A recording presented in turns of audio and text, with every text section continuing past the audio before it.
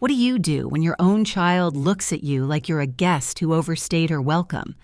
My name is Evelyn Hart, and the night my daughter drenched me in red wine, I learned how quickly people rewrite history when it benefits them. It happened at an ordinary Sunday dinner in Santa Rosa. No holiday, no birthday, just a full table and a room full of relatives who'd once called me the glue of the family. Sienna, my daughter, stood at the head of the table with her chin lifted, as if she were hosting royalty instead of feeding her 72-year-old mother. She kept smiling, but it didn't reach her eyes. I barely had time to set my napkin in my lap before her voice sliced through the chatter. "You're not signing anything, are you?" The question wasn't really a question. It was a warning dressed up as concern, meant to remind everyone who was in charge. Across from me, her husband Caleb cleared his throat and slid a crisp packet of papers toward my plate. The pages were clipped neatly, like a trap made respectable. "Evelyn," he said, too calm, "we just need your signature on this. Routine transfer. Keeps everything organized." I didn't touch the papers. "If it's routine, you can explain it plainly." His smile tightened.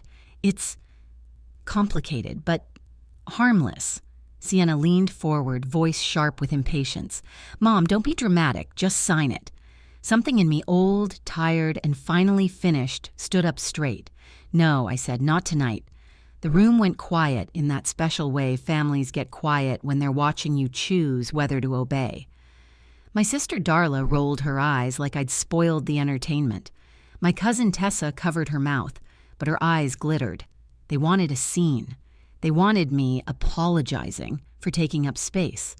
Sienna's chair scraped back. "You make everything difficult," she snapped. "You're impossible." "I'm protecting myself," I said, still seated, still calm.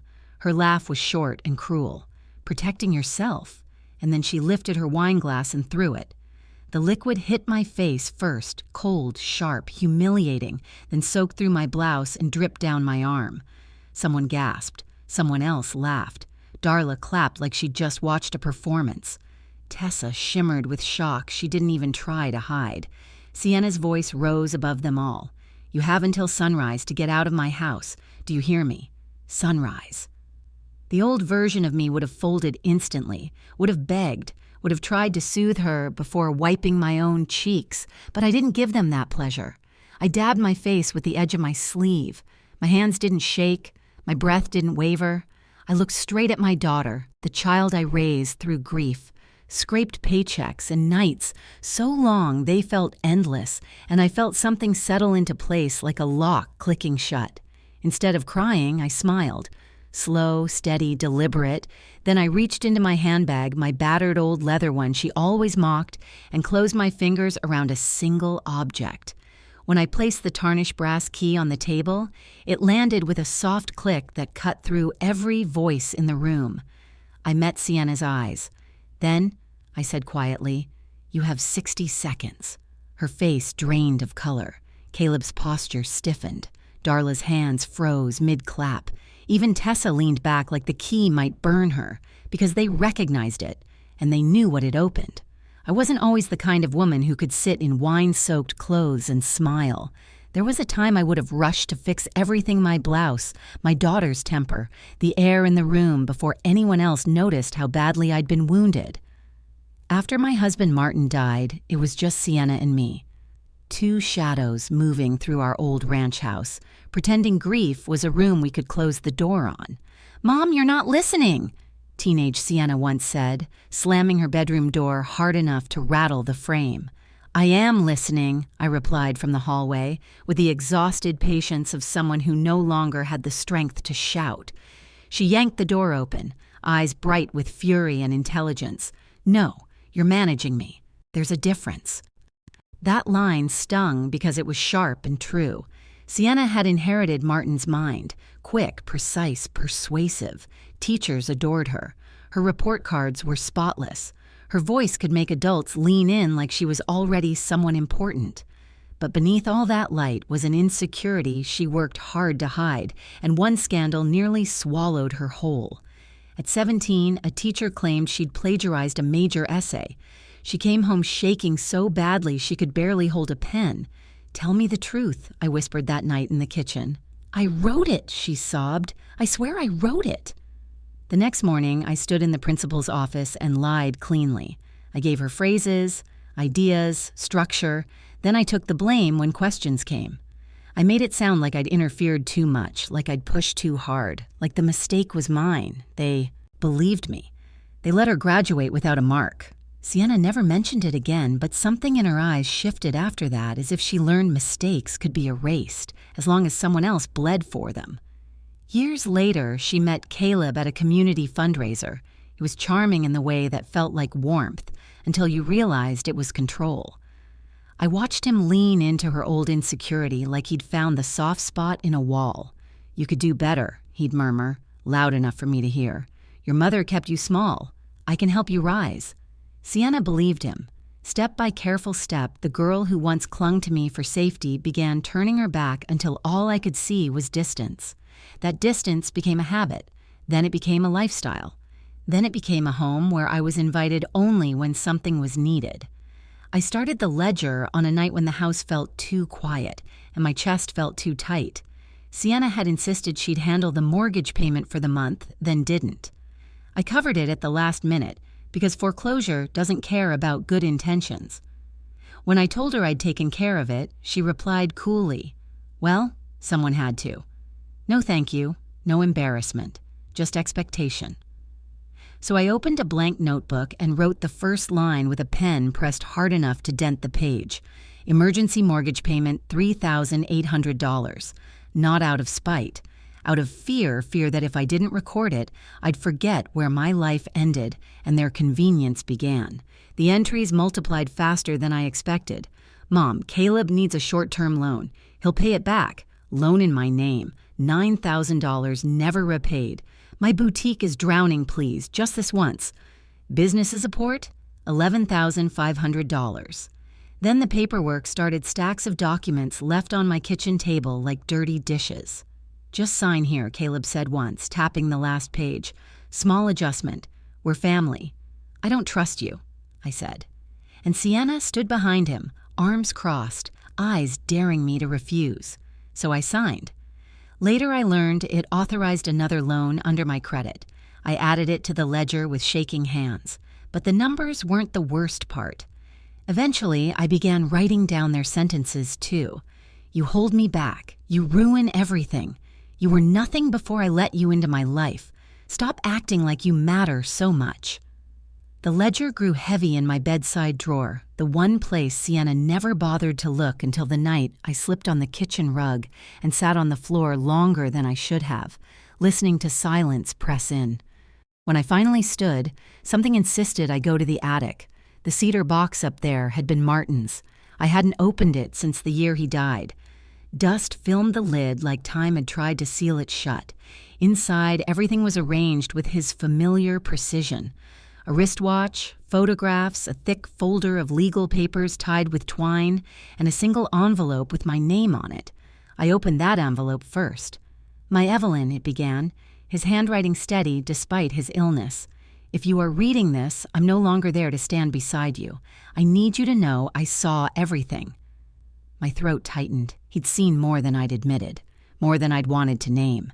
And then, line by line, the truth he'd prepared for me unfolded in my hands, quiet, absolute, and waiting. Martin's letter was only a page, but it weighed like a door you can't pretend you didn't hear closing. He wrote that he'd watched me carry our family, especially when Sienna didn't notice or didn't want to.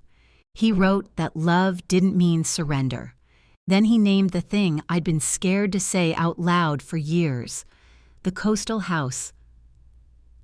Haven Ridge was mine alone, not shared, not kept in the family, not a future inheritance Sienna could wave around like leverage. Martin had transferred the deed into my name a full decade earlier. He'd done it quietly, carefully, like he was placing a life vest where I could reach it when the water rose. In the folder beneath the deed was a notarized document with sections crossed out an earlier version that would have split ownership between Sienna and me. Attached was a short note from Martin's attorney, original intent revised at client's request after hospital incident. I remembered that incident with sick clarity. Martin had been recovering from surgery. He'd waited nearly 3 hours for Sienna to visit. She never came. Later, she'd told me she had a meeting she couldn't miss. I sat on the attic floor with the papers shaking in my hands and understood something that hurt more than grief. Martin had seen the direction Sienna was heading long before I did. Or maybe I'd seen it and refused to believe it. The next morning, I made a call I'd been putting off for years. Judge-turned-mediator Rosa Delgado answered on the second ring, her voice steady as a gavel. "Evelyn, you sound shaken. Tell me where you are." I met her at her kitchen table, the one she still covered in legal pads out of habit. I placed Martin's papers between us. She read in. Silence. Glasses low on her nose, her jaw tightening inch by inch. "Good Lord," she murmured. "They hid this from you." I nodded because words felt too small. Rosa tapped the deed with one finger. "This is airtight. Martin protected you better than most attorneys ever could." Then I pulled out my notebook, the ledger, and slid it across the table.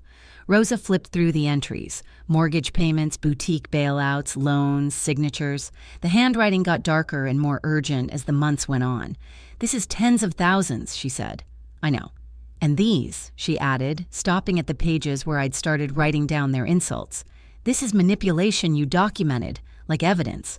I hesitated. "There's something else. Caleb had me sign a stack of papers last year. Said it was a minor adjustment." Rosa opened her laptop. "Describe the documents." When I finished, she went still. Not surprised, angry. "He used your signature for a loan," she said quietly. "The structure sounds illegal. If the bank flags it, you'd be responsible." My stomach turned. "He did that, under my name." "Yes," she said, meeting my eyes. "They didn't just use you, they built their life on your identity." I closed the ledger. The snap of covers felt like a decision. "Then I'm taking it back." Rosa's expression shifted, less sympathy now, more strategy. "We gather everything, every statement, every document, every time they pressured you. And we do nothing in the shadows. We do it clean." 2 nights later came the Sunday dinner, the one with the roast and the smiles and the staged laughter, the one where Caleb slid papers toward my plate. And when I refused, Sienna threw wine like a verdict, but she didn't know what I'd found in the attic. She didn't know what I'd brought in my handbag. When I placed the brass key on the table, the room froze. Caleb's hand twitched toward it fast, greedy, but I slid it back into my palm before he could touch it. "This," I said softly, "is not yours to hold." Then I pulled out my phone. One tap. Rosa's face appeared on the screen, framed by warm kitchen light like calm in the middle of a storm. "I'm here," she said. Sienna lunged forward. "Mom, hang that up." "No," I replied. "You wanted clarity. Here it is." Rosa adjusted her glasses and spoke plainly, each word landing like a stamp. "The key your mother placed on the table opens a safe containing original documents from her late husband," she said, "including the deed. Haven Ridge is legally and fully owned by Evelyn Hart, sole ownership." A gasp rippled through the room. Sienna's face blanched, her mouth opening, no sound coming out, and Rosa wasn't finished. "We also have documentation suggesting identity misuse," she continued. "Loans taken under Evelyn's name without informed consent." Caleb tried to laugh it off, too loud, too brittle. "This is getting blown out of proportion." "The bank statements disagree," Rosa said, calm as winter. And then she revealed Martin's final safeguard. "One more thing," she said. "Martin included a clause. If Evelyn is harmed, humiliated, or forced out by family, secondary assets tied to this household can freeze automatically." The room didn't just go quiet, it shrank. Because for the first time in years, everyone at that table understood one terrifying truth. I wasn't asking for my place in their world. I was taking my life back from it. The investigators arrived 2 days later. Their knock echoed through Sienna's hallway like it belonged to the whole town. Caleb opened the door with a smile that didn't fit his face. But the moment the badges flashed, color drained from him as if someone had pulled a plug. "I don't understand what this is about," he stammered. "We're looking into a series of loans tied to this household," one investigator said. "Several documents suggest identity misuse involving Evelyn Hart." Caleb's eyes snapped to me accusing, betrayed like he hadn't signed my name into debt with his own hand. "That must be a mistake," he said quickly. My mother-in-law is confused. I'm not confused, I replied. You used my signature without consent. The investigator nodded once. We'll need you to come with us for formal questioning. Sienna appeared on the staircase in a robe, hair loose, eyes wild with panic. Caleb, what's happening? He looked up at her, desperate. They think I did something wrong. Say something. Fix it. She turned to me, disbelief cracking her voice. Mom, did you call them? You're ruining everything. I didn't raise my voice. I didn't need to. You ruined it when you decided I was a tool instead of your mother. In Santa Rosa, news moved faster than truth. By the time the investigator's car pulled away, the story had already turned into a rumor people traded at grocery stores and vineyard tours. Tight smiles, lowered voices, neighbors eager to prove they weren't like that. At home, Sienna paced like the floor had become her enemy. This is your fault, she snapped. You pushed us into a corner. None of this would have happened if you'd just helped us. I sat on the edge of the sofa, feeling strangely calm. I helped you for years. You mistook sacrifice for obligation. Caleb's shoulders slumped as if his body finally admitted what his mouth kept denying. She's right, Sienna. I pushed you. I told you your mother would always forgive us. He swallowed. I thought she'd never fight back. Sienna stared at him stunned, betrayed not because of what he'd done to me, but because he'd admitted it out loud. That was the moment their house began to collapse from the inside. A week later, I unlocked the door to Haven Ridge. The brass key turned with an easy certainty, like the house had been waiting to recognize my hand again. The air inside smelled like cedar and salt and old sunlight. Not sterile, not performative. Real. I made it, Martin, I said aloud to the quiet. I finally made it. The place needed care, but not the frantic kind Sienna always demanded. Just patient hands, gentle time. I started in Martin's workshop. Dust covered everything, but the tools were still arranged the way he'd left them. I wiped each one down, letting their familiar weight steady me. Outside, I planted rosemary and lavender, his favorite scents pressing roots into soil like I was planting myself back into my own life. That night, I opened the ledger one last time. So many pages, so much swallowed. On a clean sheet, I wrote, "Debt closed, life reopened." Then I shut the notebook and felt my lungs expand like they'd been waiting for permission. Near dusk, the mail arrived, forwarded envelopes stacked on the porch. Among them was one in Sienna's handwriting. I held it for a long moment before opening it, already tasting what would be inside. Her words spilled out fast and sharp. Everything is falling apart. Caleb is blaming me. People are talking. You have to help. You caused this. Fix it. Not one apology, not one line that said, "I'm sorry I threw wine in your face." I folded the letter and placed it beside the closed ledger, like two artifacts from a life I'd finally stepped out of. Weeks later, Sienna agreed to meet at a mediation office near Courthouse Square. I arrived early and placed two objects on the table, an empty wine glass and the brass key. When she walked in, she froze. "Why would you bring those?" she asked, voice trembling. "Because symbols matter," I said. "You used that glass to shame me, and you spent years pretending this key didn't exist." She sat, eyes red, hands unsteady. "Mom, I'm losing everything, please. You have to help me." I slid papers across the table, clean, final, necessary. "No more guarantees," I said. "No more liabilities in my name. No more access to my life." She pushed them back, shaking her head. "You can't do this." "I can," I replied softly, "and I am." When it was done, I stood, picked up the wine glass, and left the key on the table between us. Sienna stared at it, confused. "It isn't forgiveness," I said. "It's a reminder." I turned toward the door. "Truth," I added without looking back, "always unlocks itself.